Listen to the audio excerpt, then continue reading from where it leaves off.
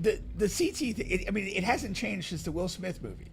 It's still in the league's interest to minimize these stories, to make them go away, or to make them be something other than what it may well be, because the business of football is still a giant business, and so you're not going to have like a real come to Jesus moment with CTE. It's just not going to happen. And the sad thing about it, it's sad on a lot of levels, but like these guys that are affected by this, they kind of follow this similar path. They get out of the league, they kind of start having these issues, you get in really bad and weird situations, maybe distance from family, and end up in these tragic, horrible circumstances. And on some level, there's certainly people probably within the league, former players that care, but the business of football is too big for this to be like really dealt with. Yeah. They do their helmet technology stuff. They do the little extra caps. They're doing some things to try to minimize it. But I just don't think that this is going to move the needle. But Doug Martin here, former NFL All-Pro Doug Martin, he died in police custody, okay, after entering neighbor's home disoriented, family says. Now, it's a lot going on with this story.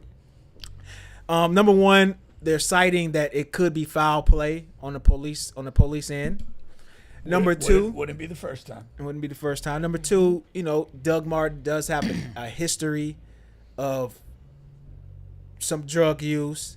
And also, the family also came out yesterday and was saying that they've been trying to get him some help because he'd been having, like mental issues and mental trauma, head trauma. Now, probably CTE. This is going to come back to CTE. CTE word hasn't been used yet because the story is so fresh. Yeah. But the story, the family just came out yesterday and said that, and so that's going to come around. And again, my question is like, is this going to make a difference? Like we in what respect? We get a few stories of this like every year. It's starting to be every few months. Former NFL players messed up in the head, either kill somebody or gets killed. Yeah. You know what I mean? Yeah, what's going on? I'm gonna pause the show really quick here. The CTE thing, it hasn't changed since the Will Smith movie. It's still in the league's interest to minimize these stories, to make them go away, or to make them be something other than what it may well be, because the business of football is still a giant business, and so you're not going to have like a real come to Jesus moment with CTE. It's just not going to happen. And the sad thing about it, it's sad on a lot of levels, but like these guys that are affected by this, they kind of follow this similar path. They get out of the league, they kind of start having these issues, you get in really bad and weird situations, maybe distance from family, and end up in these tragic, horrible circumstances. And on some level, there's certainly people probably within the league, former players that care, but the business of football is too big for this to be like really dealt with. Yeah. They do their helmet technology stuff. They do the little extra caps. They're doing some things to try to minimize it. But I just don't think that this is going to move the needle. And particularly when you have, when you have a junior Seau, a self-inflicted gunshot wound, not to the brain, and it's basically a plea, look at my brain.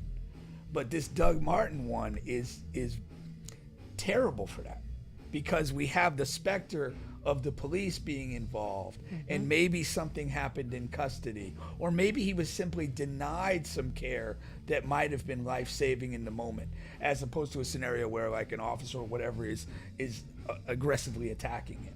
So this one's a bad one for that purpose. Well, not necessarily bad, because the police was called because of the way Doug was acting. And he had been acting that way, the family says, for a little while because of the mental issues in his head and head trauma, and he would have severe headaches, and he would like switch to a different person from time to time.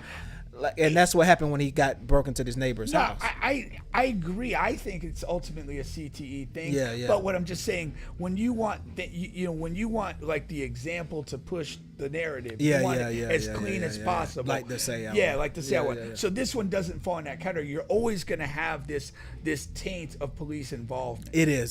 That's the thing. Whenever somebody dies in custody, and again, because that, we still have an issue that maybe this is a police brutality on some level. Right. And that isn't or can't be ruled out, at least now. And so, and again, I mean, a fair amount of police brutality is involving people that have some mental issues. Yeah. And, they have a problem. The police don't really respond to it particularly well, and we have a death. And so, it'll be interesting to see. But I'll be shocked if, an autopsy doesn't reveal CTE in some degree.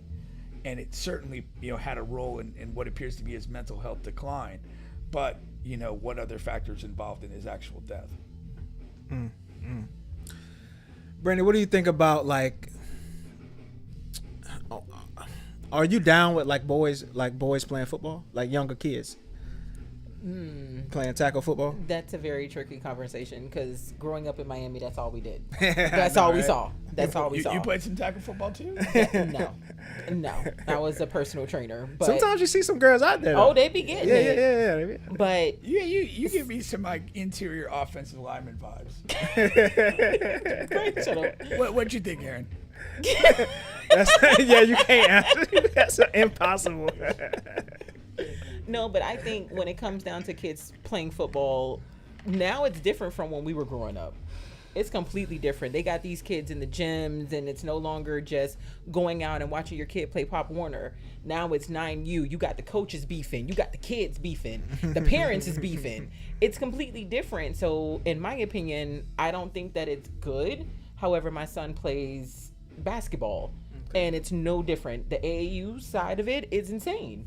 So, but it's not as physical. It's not as rigorous as football is. But I think that goes to the question that Bubba's asking. Like, I mean, on some level, like all youth sports have an element of crazy with the parents, the competition, the coaching, and all that stuff.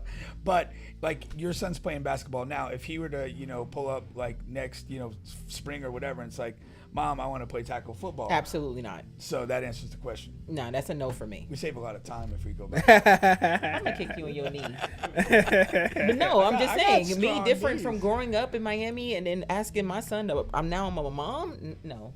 Yeah. Nah. Okay. No. I got you. Well, Brandy, we got you here on the show. And once again, you're still on the bench podcast with Bubba and Pink Coma Sports Music and Mayhem. All day. Like, share, subscribe, all of that good stuff. All right. Now, I was going to show the world here what you got going on. But if you can explain your big